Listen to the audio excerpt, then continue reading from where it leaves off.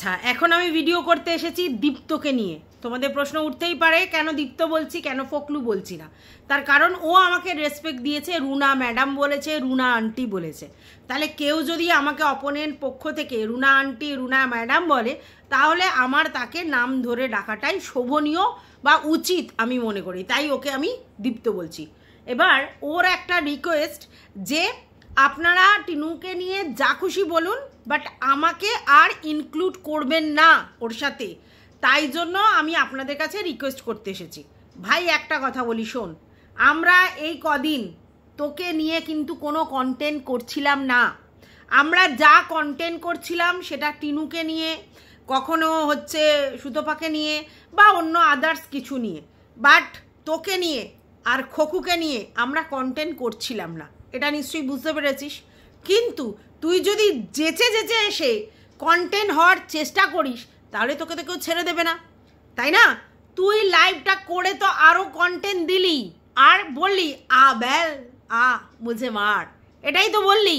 কারণ তুই out of sight out of mind, তুই নিজে বলেছিস যে আমি যদি না আসি ভিডিওর মধ্যে, না লাইভে, আমি চ্যানেল অন্যজনকে দিয়ে দিয়েছি। তারপরেও দেখলাম তুই এখানে এসে কিছু কমিউনিটি পোস্ট দিচ্ছিস, শর্টস দিচ্ছিস। আচ্ছা ঠিক আছে, সে তোর চ্যানেলে তুই করতেই পারিস। কিন্তু আজকের যে দুটো লাইভ করলি, অবশ্যই ঠিক অবস্থায় নয়। তুই যে কিছু পিএঙ্গে হাম তো পিএঙ্গে এই কেসে আছিস, এটা তো পরিষ্কার বোঝা যাচ্ছে।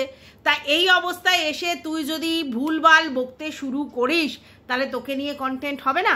তুই নিজে যদি মাল মশলা দিয়ে আমাদের কাছে ছুড়ে দিস, তাহলে কন্ট্রোভার্সি জোনের লোকেরা হাঁ করে আছে কন্টেন্ট নেওয়ার জন্য। তাই তুই যে কথাটা বললি না যে প্লিজ আমাকে নিয়ে আর কন্টেন্ট করবেন না, তুই ইউটিউবে আসবি না, তোকে কেউ কন্টেন্ট করবে না। তুই ইউটিউবে এসে এই ধরনের কোনো কন্টেন্ট করবি, কন্টেন্ট দিবি বা লাইভ বুক করবি, তাহলে তোকে নিয়ে কন্টেন্ট হবে। ব্যাপারটা নিশ্চয়ই বুঝতে পেরেছিস। তাই তুই যদি মন থেকে সত্যিই চাস তোকে নিয়ে কন্টেন্ট না করতে, কেউ কন্ট্রোভার্সি ক্রিয়েটাররা না করুক, তাহলে তুই আর এসে লাইভ করে বা ভিডিও করে এই ব্যাপারগুলো নিয়ে বলিস না। হ্যাঁ, তুই কাকে সেবামূলক কিছু করবি, কারোর সঙ্গে ঘুরতে গেছিস, বেড়াতে গেছিস, দেখাচ্ছিস, সেগুলো আলাদা জিনিস। কিন্তু তুই পুরনো জিনিস নিয়ে এসে ক্যারিকাচার করলে তোকে লোক কন্টেন্ট করবে। বোঝাতে পেরেছি নিশ্চয়ই। তো চলো, welcome back to my channel. আশা করছি তোমরা সবাই খুব ভালো আছো, আমিও খুব ভালো আছি। নতুন একটা ভিডিওর সাথে আমি রুনা লাইফস্টাইল থেকে। সকালবেলা আমার আর ভিডিও দেওয়া হচ্ছে না, তার পিছনের রিজন হচ্ছে রাত্রিবেলা করে ভিডিও করে রাখতে পারছি না। রাত্রিবেলা করে যদি ভিডিও করে রাখতে পারি তবে সকালবেলা দিতে পারছি, আদারওয়াইজ সকাল থেকে ভিডিও করার সময় হচ্ছে না, বিকালবেলা এসে যা পারছি তাই দিচ্ছি। এবার তোমাদের একটা কথা বলি, অ্যাকচুয়ালি দেখো, একটা সিস্টেমে চললেই মানে খুব ভালো হয় আর কি ইউটিউবে, কিন্তু হয় না অনেক সময় সিস্টেম গুলিয়ে যায়। তো তোমরা আমাকে ক্ষমাঘেন্না করে নিও আর কি। যদি আমি রাত্রিবেলা কন্টেন্ট করে রাখতে পারি, ডেফিনেটলি আমি সকালবেলা ভিডিও দিয়ে দেবো 10টার সময়। আর যদি আমি না কন্টেন্ট করতে পারি, তাহলে আমাকে এই সন্ধেবেলায় আর কি এসে ভিডিও করতে হবে। তো প্লিজ একটু আমার চ্যানেলটার দিকে চোখ রেখো। মোটামুটি আশা করছি যে আমি আবার রিদেমে ঠিকঠাক ভিডিও দিতে পারবো। তো যাই হোক, যেটা বলছিলাম সেটা হচ্ছে আজকের দীপ্ত যে কথাগুলো বলেছে তার প্রথম কারণই হচ্ছে এই যে রাজু ভাইয়া, যার সঙ্গে টিনু সুন্দরী এদিক ওদিক ঘুরছে, ঠিক আছে, সেটা নিয়ে কন্ট্রোভার্সি ক্রিয়েটাররা যেমনি ভিডিও করছে, তেমনি আমাদের দীপ্তরও কিন্তু কিউরিয়াসিটি হয়েছে। আর দেন সে তাকে ফোন করেছে এবং ও নিজে স্বীকার করলো ওর নাম্বার ব্লক এবং ওর ফ্যামিলির সবার নাম্বার ব্লক, বাট ও ওর বন্ধুর নাম্বার দিয়ে ফোন করেছে। এর আগেও সেটা ও করেছে, যখনই ওকে ব্লক করা হয় তখন অন্য কারোর নাম্বার দিয়ে ও ফোন করে। এইবার এখানে কথা হচ্ছে কেন, কিসের জন্য? যে তোর জীবনে যাকে তুই রাখতেই চাইছিস না অস্তিত্ব, তুই যেটা বলছিস যে আমি ওই নোংরা মেয়ের সঙ্গে সম্পর্ক রাখতে চাই না, আমি ওর সঙ্গে কোনো রকম রিলেশন রাখতে চাই না, হ্যাঁ না তেনা না, তাহলে তুই তাকে ফোন করলি কেন? কেন এত কিউরিসিটি? তুই যখন নিজের লাইফে ফিরে যাবি, তোর নিজের লাইফে, তুই যখন মুম্বাইতে ফিরে যাবি, তুই যখন কর্মে যোগদান করবি, তাহলে তুই পিছনে ঘুরে তাকাচ্ছিস কেন? কি কারণে, কি ইন্টারেস্টে, কি কিউরিসিটিতে? ব্যাপারটা হচ্ছে মেল ইগো, ঠিক আছে? ব্যাপারটা হচ্ছে যে ও মানতে পারছে না টিনু যে আবার অন্য কোনো ছেলের সঙ্গে ঘুরছে, বেড়াচ্ছে, আনন্দ করছে, মজা করছে, ফুর্তি করছে, থাকছে, সে যেরকমই ভাইয়া হোক আর অন্য কিছু হোক, দাইয়া হোক আর রাইয়া হোক, কিন্তু কথা হচ্ছে সেটা ও সহ্য করতে পারছে না। ভিডিও দেখছে না বলছে না, একদম ভুল কথা, ও ভিডিও দেখছে, টিনুকে ও ভুলতে পারছে না, আর তার জন্য টিনুর ও ভিডিও দেখছে। আর ভিডিও দেখার পরেই যখন এই রাজু ভাইয়া নিয়ে কন্টিনিউয়াসলি হচ্ছে আমাদের কন্ট্রোভার্সি ক্রিয়েটাররা ভিডিও করছে, দেন ও শুরু করেছে রাজু ভাইয়া নিয়ে। এইবার আমাদেরকেই কন্টেন্ট দেওয়ার জন্য ও আবার উঠে পড়ে লেগেছে। কীরকম? ও কি বলল? আমরা রাজু ভাইয়া করে চিৎকার করলেও আমাদের কাছে কোনো প্রুফ নেই, আমরা সবটাই অ্যাজামশন বেসিসে কথাগুলো বলছি, ঠিক আছে? আমরা টিনু সুন্দরীর ঠাম্মির ব্যাপারটা যে কোথাও কি প্রফেশনে আছে সেটা সম্বন্ধে কিন্তু আমাদের কোনো কনফার্মেশন নেই। আমরা কোথা থেকে জেনেছিলাম? পাল্টু পিশোর বইয়ের কাছ থেকে জেনেছিলাম, তাই তো? এবং আমি যদি অন্য আরেক জায়গা থেকে জেনেছি সেটা আলাদা ইস্যু, সেটা তো আর ভিডিওর মধ্যে দেখা যায়নি। তাহলে আমরা পাল্টু পিশোর বইয়ের কথাটাকে ধরে কিন্তু একটা অ্যাজাম করে কথাগুলো বলছিলাম, তাই তো? সেই জায়গায় এটা প্রুফ করাতে এলো আমাদের দীপ্ত যে হ্যাঁ তোমরা যেটা বলছো সেটা সঠিক, এবং ওই যে সাইয়ার ব্যাপারটা, ভাইয়ার যে সাইয়া, সেই ব্যাপারটাতে একটা স্ট্যাম্প মারার জন্যে হচ্ছে আমাদের দীপ্ত লাইভে এসে এত কথা বলল। এবার কেন? দেখো ও কি বলল।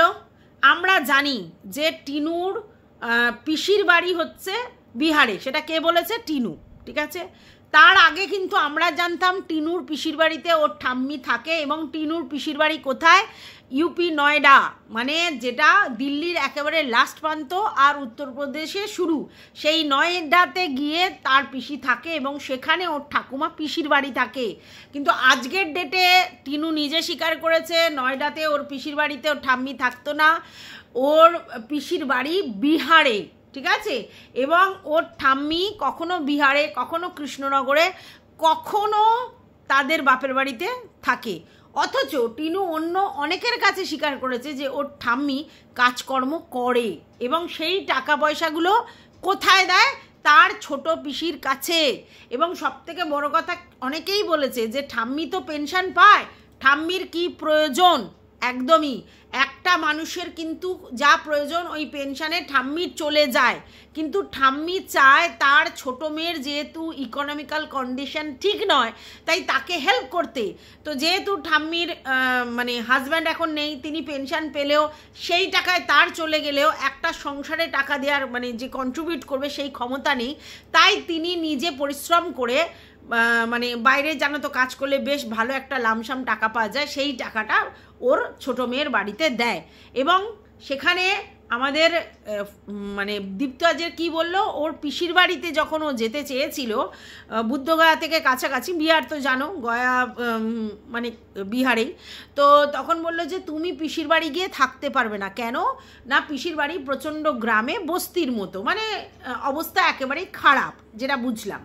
তো সেই জন্য থাকতে পারবে না, সেই লিভিং স্ট্যান্ডার্ডটায় তুমি থাকতে পারবে না। যাই হোক, এইবার তাহলে বোঝা যাচ্ছে যে সেই পিসিকে যেহেতু এরাই বিয়ে দিয়েছিল, তাই পিসির অবস্থা খারাপ বলে ঠাম্মা তার পিসির মানে তার মেয়ের সংসারটা চালানোর জন্য কন্ট্রিবিউশন করে। এবং সে কি করে কন্ট্রিবিউট করবে?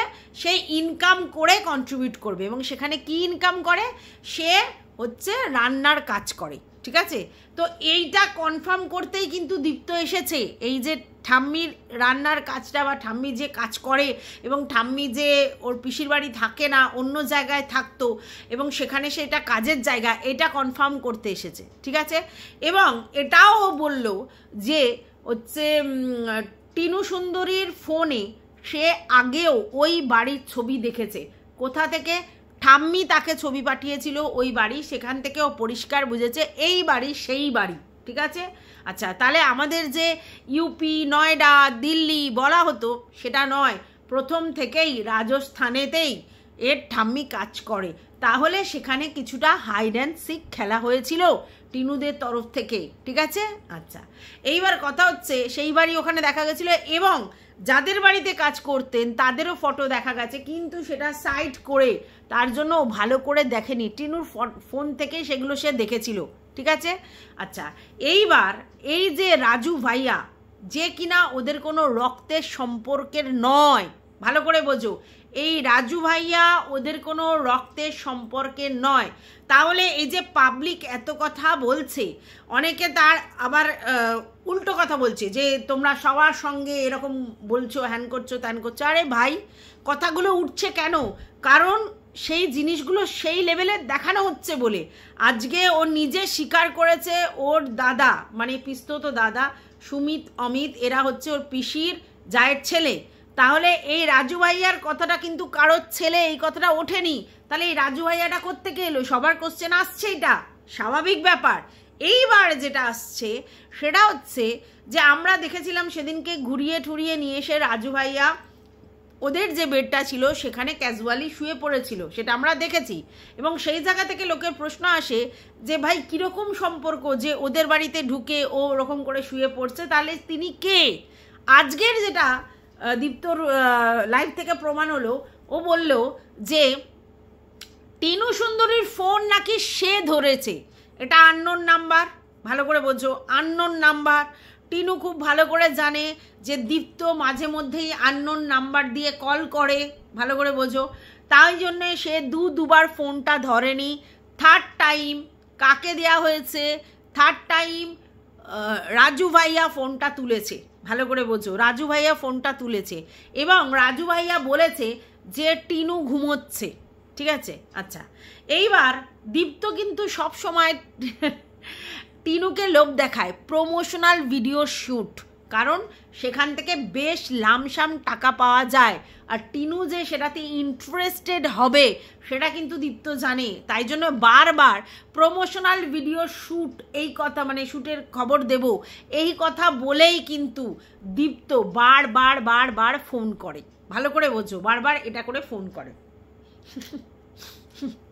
আর সেটা কিন্তু টিনু জানে। আর টিনু যে ইচ্ছা করে রাজু ভাইয়াকে দিয়ে ফোন ধরিয়েছে এটাও নিশ্চয়ই বুঝতে পারছো। হ্যাঁ, ও যখনই বুঝতে পেরেছে এটা দীপ্ত হবে মেবি, সেই জন্যই ও কিন্তু রাজু ভাইয়াকে দিয়ে ফোন ধরিয়েছে এবং রাজু ভাইয়া বলেছে যে টিনু ঘুমোচ্ছে। এবার টিনু ঘুমোচ্ছে, টিনু ফোন ধরেনি আর ছেলেটি ফোন ধরেছে, দেন দীপ্তর মাথা কিন্তু গরম হয়ে গেছে যে টিনুর ফোন কেন একটা আননোন ছেলে ধরবে, তাহলে কি সম্পর্ক?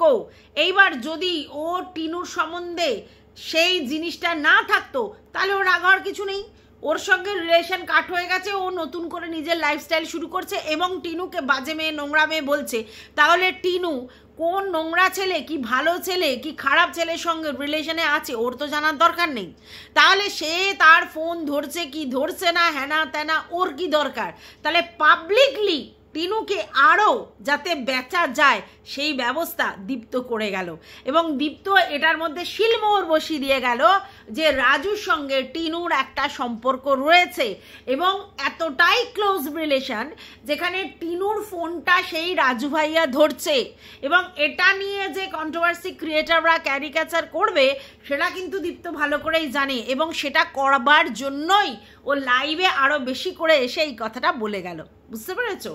আচ্ছা, এইবার কথা হচ্ছে যে টিনুর ফোনটা কেন রাজু ভাইয়া ধরেছে, আমরা তো বুঝতেই পারছি রাজু ভাইয়া ওই বাড়িতে সারাক্ষণ আছে, রাজু ভাইয়ার সঙ্গে টিনু ঘুরতে যাচ্ছে, রাজু ভাইয়াই সিট বুক করেছিল যেখানে টিনু যাওয়ার কথা ছিল, যেখানে কাবাব মে হাড্ডি হয়ে গেছিল আমাদের ঠাম্মি। তো আমরা তো বুঝতেই পাচ্ছি যে রাজু ভাইয়া এমন একটা ক্যারেক্টার যার সঙ্গে টিনুর ঘনিষ্ঠতাটা লক্ষ্য করা যাচ্ছে, সেটা আর যাই হোক নিজের দাদার সম্পর্ক না। অনেকে বলছে জেঠুর ছেলের সঙ্গে সম্পর্ক, জেঠুর জায়ের ছেলের সঙ্গে সম্পর্ক, তোমরা কি পারো? আরে ভাই, কত রিলেটিভদের মধ্যে বিয়ে হয়, কত রিলেটিভদের মধ্যে বিয়ে হয়, সেখানে পিসির জায়ের ছেলে ভাই হলেও তার সঙ্গেও অনেকের রিলেশন, মানে বিয়ের রিলেশন করে, যে আমার জায়ের ছেলের সঙ্গে আমার দাদার মেয়ের বিয়ে। অনেক ফ্যামিলিতে বৈদিক ব্রাহ্মণদের তো প্রচুর নিজেদের রিলেটিভদের মধ্যে বিয়ে হয়, এবং আমাদের মধ্যেও অনেকের রিলেটিভদের মধ্যে বিয়ে হয়। যেমন আমারই হচ্ছে পিস্তত দাদার শালার সাথে আমার বোনের বিয়ে হয়েছে, ঠিক আছে? তো এরকম অনেক ফ্যামিলিতে হয়। তো এটা তো এরকম বলার কিছু নেই। সেখানে যদি বলা হয় যে দাদার শালা মানে আমারও দাদা হয়, সেটা কোনো বোকা বোকা কথা, ঠিক আছে? তো যাই হোক, এখানে পিস্তত দাদার পিস্তত মানে পিসির জায়ের ছেলে সেরকম দাদা, কিন্তু এই রাজু দাদা কীরকম দাদা সেটা কিন্তু বলা হয়নি, শুধু রাজু ভাইয়াই বলা হচ্ছে, ঠিক আছে? আর সেই জন্য কন্ট্রোভার্সি ক্রিয়েটাররা ভাইয়া থেকে সাইয়া করে নিয়েছে, কারণ ও সেগুলো দেখাচ্ছে, ঘুরছে ফিরছে বেড়াচ্ছে, তার সঙ্গে খাচ্ছে যাচ্ছে, গল্প করছে। সেই রাজু ভাইয়াকেও দেখা যাচ্ছে তার ভিডিওতে অ্যাক্টিভ, তো ন্যাচারালি তখন মানুষ বলছে, বুঝতে পেরেছো? আচ্ছা, এইবার চলে আসি যে আমাদের দীপ্ত আর কি বলছে। দীপ্ত একটা জিনিস বলল, সেটা হচ্ছে যে আমার অবস্থা ফ্যামিলির দিক থেকে আমাদের কিন্তু অবস্থা খুব ভালো, আমরা 7 জন্ম বসে খেলে ফুরোবে না। এইখানে তোকে আমি অবজেক্ট করছি, সেটা হচ্ছে রাজার ধনও বসে খেলে ফুরিয়ে যায়, তাহলে তুই 7 জন্ম বসে খাবি কি করে ভাবছিস? প্রথম। দ্বিতীয় কথা হচ্ছে তোর বাবার কোটি টাকার সম্পত্তি থাকতে পারে, তুই কি করিস সেটা সব থেকে বড় ফ্যাক্ট। তাই তোর বাবার জমি থেকে ইনকাম, তোর বাবার মুদিখানা থেকে ইনকাম, তোর বাবার এর থেকে ইনকাম, সেটা ম্যাটার না, ম্যাটার হচ্ছে তুই কি করিস। আর টিনু কিন্তু সেটাতেই প্রশ্ন তুলেছিল, সরি, টিনু তোকে সেখানেই প্রশ্ন তুলেছিল যে এই সময় তুমি দাঁড়িয়ে ক টাকা ইনকাম করেছো, কি করছো। তাহলে আমার কথা হচ্ছে যে একটা মেয়েকে তোর যদি জবাব দিতে হয় মুখে না, কাজ করে দেখা। তুই বলছিস আমি এখন সুন্দরবনে এসেছি, 4-5 দিন ঘুরবো, তারপরে মুম্বাই চলে যাব। তুই মুম্বাই চলে গিয়ে সেখানে কাজ করে ইনকাম করে তোর বাড়ি ঠিকঠাক করে তারপরে দেখা। আর তোর যখন এত এলিজিবিলিটি, তোর যখন এত কিছু, তাহলে তোর বাড়ির জন্য টিনুর টাকা খরচ করতে হলো কেন, এইটা প্রশ্ন। দ্বিতীয় কথা হচ্ছে 2 লাখ টাকা তুই যেটা টিনুর অ্যাকাউন্ট থেকে সরিয়েছিলিস, কেন, কিসের জন্য সরিয়েছিলিস? তোর বাবার বিশাল সম্পত্তি, অগাধ সম্পত্তির মালিক তুই, সেখানে তোকে ইনকাম করতে হবে না, এমনি অনেক টাকা চলে আসবে। তো সো হোয়াট, যদি এত টাকা ইনকাম করিস তা বলে কি তুই তাহলে আর ইনকাম করবি না, মানে তোর বাবার ইনকাম আছে বলে? প্রথম। দ্বিতীয় কথা হচ্ছে তোর মুম্বাইতে যখন তুই চলেই যাবি, তাহলে ভাঁট বকতে এসেছিস কেন? দ্বিতীয় কথা হচ্ছে সুন্দরবন থেকে ঘুরে তুই মুম্বাই যা, সেখান থেকে ইনকাম করে লামসাম ইনকাম করে দেখিয়ে দে যে তোর মধ্যে কি এলিজিবিলিটি আছে, কি পোটেনশিয়ালিটি আছে, দেখা। হ্যাঁ, না তো এখানে বকবক করছিস আমার এই ওই হয়েছে। এবার তুই বলছিস ওর মায়ের জন্য আর টিনুর জন্য তোর চাকরি গেছে। আমি একটা জিনিস তোকে বারবার বলি, এমন প্রেম কেন করিস যেখানে তোকে চাকরি ছেড়ে চলে আসতে হয়? তুই এটা বুঝিস না যে চাকরি ছেড়ে চলে আসলে তোর যদি ইনকাম না থাকে, তাহলে তোর উপর কি করে একটা মেয়ে ডিপেন্ড করবে, তোর উপর কি করে ভরসা করবে? তুই চাকরি কোনো মতে কোনো মেয়ের জন্য ছাড়াটা হচ্ছে সব থেকে ভুল কাজ, তুই সেটা করেছিস।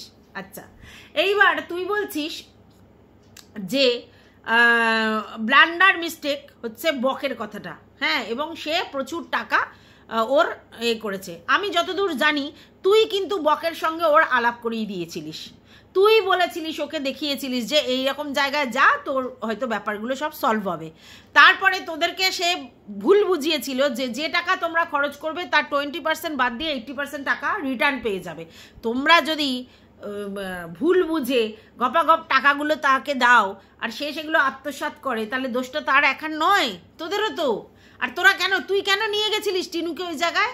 তুই কি বুঝে নিয়ে গেছিলিস? কেন ডাইরেক্টলি কোনো লয়ারের কাছে গেলি না? কেন এরকম হাত ফেরি কোনো লিগাল অ্যাডভাইজারকে কাছে চলে গেলি? হ্যাঁ, আর যখন দেখলি সে প্রধানমন্ত্রীর সঙ্গে ডিনার করছে আর মুখ্যমন্ত্রীর সঙ্গে না কি জানো রাষ্ট্রপতির সঙ্গে লাঞ্চ করে, এরকম বক্কাল দিচ্ছে, তখন তুই বুঝিসনি তিনি বক্কালবাজ? বুঝিসনি? তাহলে কিসের জন্য তারপরেও তাদের সঙ্গে ব্যাপারটা কন্টিনিউ করছিলি? সেখান দিয়ে তো বের হয়ে আসার কথা। তাই এক হাতে তালি বাজে না, তোদেরও প্রচুর দোষ আছে, ঠিক আছে? আর তোরাও ভেবেছিলিস টাকা ঠিক রিটার্ন পেয়ে যাব, যখন পাসনি তখনই ঝামেলা, ঠিক আছে? আচ্ছা, এইবার তুই একটা কথা বলি একটা ক্রিয়েটারের সম্বন্ধে, যে সে হচ্ছে টাকি পর্যন্ত গেছিল।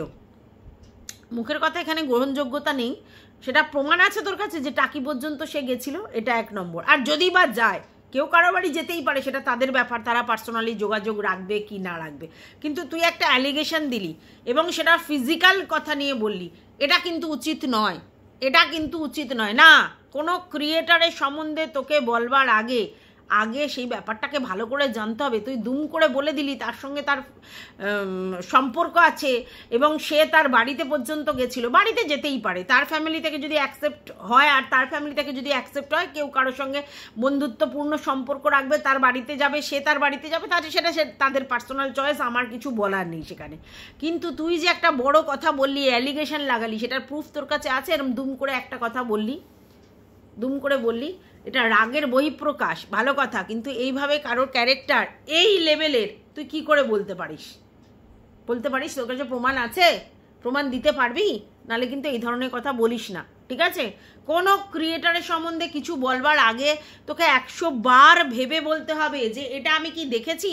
তোর কাছে কোনো প্রুফ না থাকলে দুম করে মুখের কথায় কারোর নামে কোনো বাজে কথা বলে দিলেই কিন্তু হয় না, এটা মাথায় রাখবি, ঠিক আছে?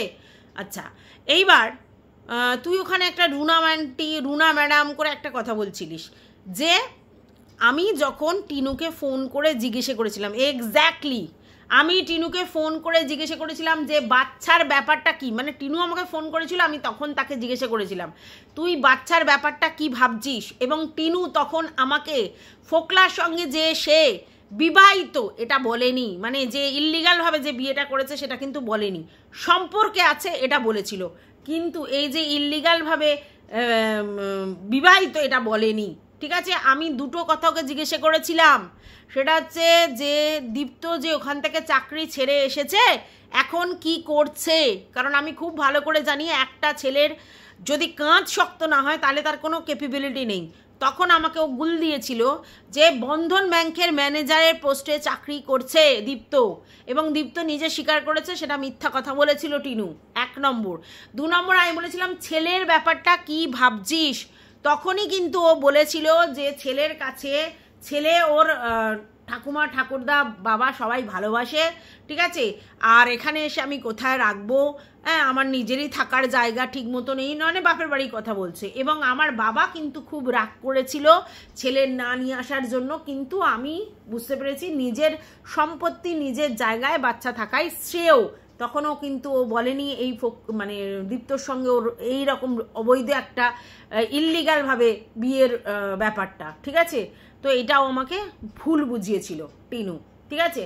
তো যাই হোক, বুঝতে পারছো যে কোনো ব্লগারের সঙ্গে কথা বলে যদি তুমি কোনো কন্টেন্ট করতে যাও কতটা মারাত্মক ব্লান্ডার মিস্টেক হবে, তার কারণ সে তো মিথ্যা বলেছে, তাহলে তুমি যদি সেই কথাটা বিশ্বাস করো তাহলে তোমার ভুল হবে, তার থেকে কথা না বললে কিন্তু অনেক ভালো, ঠিক আছে? যাই হোক, এটাই ও আমাদের দীপ্ত বোঝাতে চেয়েছে যে আমার রুনা ম্যাডাম রুনা আন্টি যাই বলেছে এটা বোঝাতে চেয়েছে, যাই হোক সেটা ও বুঝেছে। কিন্তু আমার বক্তব্য একটা, তুই বারবার বলছিস আমার মায়ের নামে সম্পত্তি, আমার নামে সম্পত্তি, বাবার নামে সম্পত্তি আছে এবং অনেক সম্পত্তি আছে, তাদের আমাদের হেসে খেলে চলে যাবে।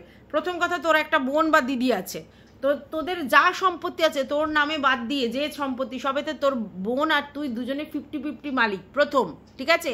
আচ্ছা, এবার তোর নামে যে সম্পত্তি সেগুলো তোর বাবা তোকে গিফট ডিড করেছে, যেটা আমি বুঝলাম, এবং তোর বক্তব্য তোর অবর্তমানে টিনু সেগুলোরই মালিক, কারণ টিনু জমি কিনতে চাইছিল, ঠিক আছে, তুই কিনতে দিসনি, এইখানে তুই ব্লান্ডার মিস্টেক করেছিস।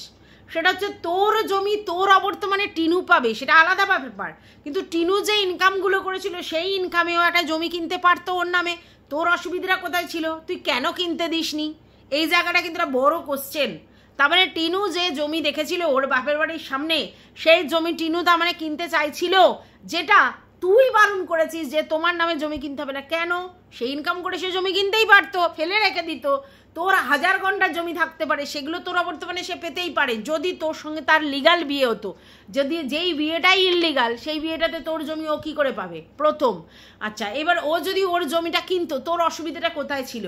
তুই কিনতে দিসনি, এবং এর থেকে বোঝা যাচ্ছে যে তুই ওকে জমি কিনতে দিসনি, সেই টাকা তোর ফ্যামিলিতে তোর বাড়িতে ও ইনভেস্ট করে ফেলেছে, তাই তো? এবং সেই টাকার কিছু পরিমাণ আবার তার বাপের বাড়িতেও ইনভেস্ট করেছে। তার থেকে ভালো হতো না ও যদি ওর নিজের নামে জমিটা কিনে রাখতো? তাহলে দেখ ওর এই স্পয়েলগুলো কিন্তু তোর দ্বারা হয়েছে। আচ্ছা গেল। এইবার তুই বলছিস যে ও যেখানে গেছে আমি ভাবতে পারিনি আজকের ওকে ওই জায়গায় যেতে হবে। কোন জায়গায় তোরা রেখেছিস ওকে কোন জায়গায়, ওখানে কোথায় থাকবে, কি মুখ নিয়ে থাকবে, কিভাবে থাকবে? তাই ওর মনে হয়েছে ও ঠাম্মার সঙ্গে ও ঘুরে আসুক, ঠিক আছে? এবং হয়তো ওর ঠাম্মা কারোর সঙ্গে না কারোর সঙ্গে ওর কোনো রিলেশনে জড়িয়ে দিয়ে ওকে সেটেল করে দেওয়ার চিন্তাভাবনা করছে। হতেই পারে সেটা, আজ না হয় কাল সেটা হতে পারে। তাহলে সেখানে তোর কোনো বক্তব্য থাকার কথাই নয়। তাহলে ও কার সঙ্গে গল্প করবে, কি করবে না করবে, তুই কেন মাথা ঘামাচ্ছিস? হ্যাঁ, আমরা কন্ট্রোভার্সি ক্রিয়েটার, আমরা এগুলো করে বেঁচে খাই, আমাদের এটা কাজ, আমরা এটাকে এরমভাবেই কাজ করি, আমাদের ব্যাপারটা আলাদা। তুই তো কোনো পয়সা ইনকাম করতে আসিসনি, তাহলে কেন এগুলো করছিস? ঠিক আছে।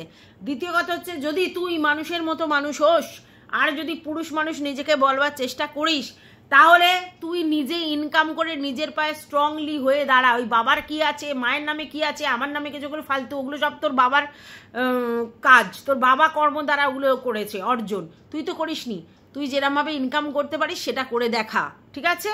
আচ্ছা, এইবার তোর বক্তব্য যে আমি ওর পয়সার জন্য লালায়িত নই, আমি ওর সঙ্গে গল্প করতে গিয়ে ফেসে গেছি। তোর বক্তব্যটা এটা যে তোমরা খোকাকে বলো ওদের ওই কী সব দেখাতে, তাহলেই বুঝতে পারবে আমি ওই কথোপকথনে কখনো বলিনি ওকে বিয়ে করবো। এক্স্যাক্টলি, আমি জানি তুই ভ্রমর হতে গিয়েছিলিস, তুই একটা বিবাহিত মহিলার ফুল থেকে মধু খেতে গেছিলিস, কিন্তু তুই প্রথম দিকটা সেটা করতে গিয়েও পরে ব্যাপারটা ভাবলি যে ভালোই তো, ও তো মানে সোনার ডিম পাড়া আর কি হাঁস, এটা তুই বুঝতে পেরেছিস। কিন্তু প্রথমে তুই মধু খেতেই গেছিস এবং খুব বোল্ড হয়ে দেখাতে গেছিলিস যখন খোকার কাছে টিনু ধরা পড়ে যে দেখাও আমি পারবো, তুই ছেড়ে দিয়ে দেখ, আমি নিতে পারি, মানে বিশাল পুরুষ মানুষ।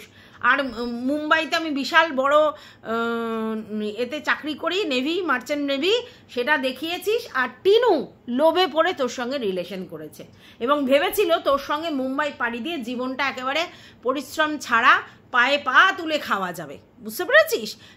অতএব ওর লোভে ওর ওই জিনিসটা হয়েছে। আর তুইও ভাবলি যে ঠিক আছে চলো, যখন এরকম হচ্ছে তাহলে একটু কেতাগিরি দেখালি।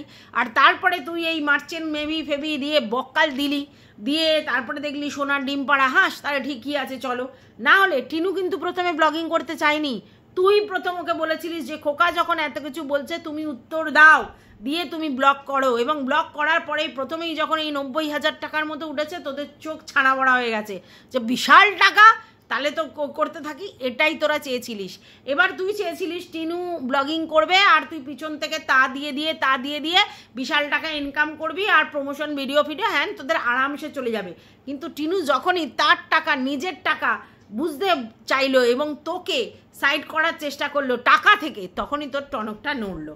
এইবার তুই আজকের বলছিস যে এই যে ওর প্রমোশনাল ভিডিও শ্যুট, ওর যে ব্যবসা, ও এখন করতে পারে না কেন? আমরা তো খুব ভালো করে জানি ব্যবসাটা টিনু করার মেন্টালিটি ছিল না, তুই ওকে প্রভোগ করেছিলিস চলো ব্যবসা করি। এবার টিনু জানে আমি শুধু লাইভ করব আর ওই প্যাকিং করব, ঠিক আছে, বাদ বাকি সমস্ত তুই করবি, মার্কেটিং তুই করবি, তুই হোয়াটসঅ্যাপে সমস্ত কিছু নিবি, তুই বিল করবি, তুই সমস্ত কিছু করবি, তুই করবি। কারণ টিনু বেসিক্যালি মেন্টালি কুড়ে তোর উপর ডিপেন্ড করেছিল এবং জানে এর থেকে যদি আরামসে টাকা আসে তাহলে তোরও সমস্ত ব্যবস্থা হবে, ওরও সমস্ত ব্যবস্থা হবে, আর ওর মুখটাকেও বেচবে মানে বিজনেসের জন্যে, তুইও সেটা ভেবেছিলিস। তাই সমস্ত কিছুতে তুই ওকে ব্যবসায় ইন্ধন জুগিয়েছিলিস আর ও ব্যবসা করেছিল। না হলে ওর মতো কুড়ে মেয়ে ব্যবসা করার মেন্টালিটি নেই, কারণ তারপরেও অনেক রকম স্কোপ ওকে দেওয়া হয়েছিল, বাট সেটা ও নিতে পারেনি।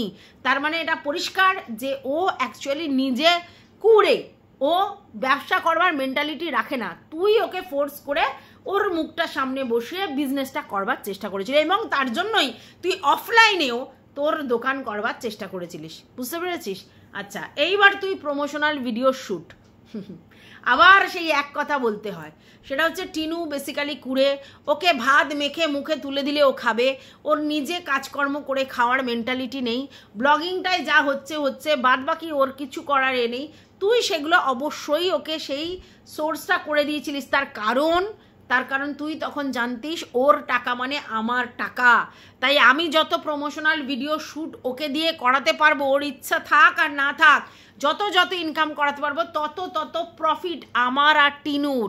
প্রবলেমটা তখন হলো যখন টিনু তার ফ্যামিলিতে মানে তার বাপের বাড়িতে বেশ কিছু লামসাম টাকা দিচ্ছিল, যেটা তোর কাছে অসহ্য লাগছিল। তোর বক্তব্য ছিল আমি পয়সাগুলো ইনকাম করে করে আনবো, মানে তোমাকে দিয়ে প্রমোশনাল ভিডিও শ্যুট করিয়ে টাকা ইনকাম করাবো, আর সেই টাকা তুমি তোমার বাপের বাড়িতে দেবে, তাহলে তো হবে নি। প্রবলেমটা সেখান থেকে লাগলো। এবং আজকের দিনেও তুই গ্ল্যাড সেই জন্যে যে আমি প্রমোশনাল ভিডিও শ্যুট এনে দিয়েছি, আমি হচ্ছে তোমার কি যেন বলে ব্যবসা করিয়েছি। এবং লাস্টলি তুই একটা কথা বললি, আমি তোমাদেরকে চ্যালেঞ্জ করে বলছি একটা বড় ব্লগার আমার সামনে এনে দাও, আমি এই প্রমোশনাল ভিডিও শ্যুটগুলো তাকে করিয়ে দেখাবো। মাইন্ড, ঠিক জায়গায় ঠিক কথাটা বলেছিস, মাইন্ড না সরি মানে পয়েন্ট, হ্যাঁ, যে বড় ব্লগার। আজকের তুই কিন্তু এই কথাটা বললি, বড় ব্লগারকে এনে দাও, তাকে আমি প্রমোশনাল ভিডিও শ্যুট করিয়ে দেখিয়ে দেব। তাহলে এই যে বড় ব্লগার, তার মানে তোদের দুজনের মধ্যে একটা মানে কনজুগাল জিনিস হয়েছিল যে ও বড় ব্লগার আর তুই প্রমোশনাল ভিডিও শ্যুট এনে দিবি। তাহলে ও যদি বড় ব্লগার না হতো তাহলে তোর এই প্রমোশনাল ভিডিও শ্যুটগুলো ফুস হতো। আবার ও বড় ব্লগার কিন্তু তুই যদি ওকে প্রমোশনাল ভিডিও শ্যুটগুলো না এনে দিতিস তাহলে ও করতে পারতো না, কারণ ও কুড়ে। তাহলে বুঝতে পেরেছিস তো, তুই যেরকম বলছিস আমি প্রমোশনাল ভিডিও শ্যুটগুলো এনে দিয়ে ওকে তুলেছি, তেমনি ও বড় ব্লগার বলেই সেটা সম্ভব হয়েছে। এতিপেতি গঙ্গোসালিকে দিয়ে হতো না, ওর ফেস ভ্যালুটাও তৈরি করেছিল, সে যেভাবেই হোক তার জন্য করতে পেরেছিস, তাই জন্য তোকে বলতে হলো বড় ব্লগার। বুঝতে পেরেছিস? তাহলে এইখানে কোথাও টিনুর ক্রেডিট নেই এই প্রমোশনাল ভিডিওতে, এটা বলিস না। অবশ্যই তুই এনে দিয়েছিস, তোর ক্রেডিট কিছুটা আছে, কিন্তু ও যদি বড় ব্লগার না হতো তাহলে এই প্রমোশনাল ভিডিও শ্যুটগুলো পেতিস না, এটাও মাথায় রাখিস, ঠিক আছে? তাহলে বোঝাতে পেরেছি ভিউয়ার্স, ওর কথাতেই ওর কথার উত্তর আমি সব দিয়ে দিলাম, ঠিক আছে? আর এইভাবে আমাদের যখন দীপ্ত কন্টেন্ট দিল, সেই কন্টেন্টের উপর কাজ করতে তো বেশ ভালো লাগে। আর সেখানে দেখলে আমি প্রায় 31 মিনিট হয়ে গেছে, আমি কিন্তু বকর বকর করতে পেরেছি। তার কারণটা হচ্ছে সেই লেভেলের কন্টেন্ট ও ছুড়েছে। যাই হোক, এই ভিডিওটা এই পর্যন্ত। তোমাদের কি বক্তব্য আমি যেগুলো বললাম তার উদ্দেশ্যে অবশ্যই আমাকে কমেন্ট করে জানিও। আশা করছি তোমাদের ভিডিওটা ভালো লাগবে, ভালো লাগলে অতি অবশ্যই জানিও।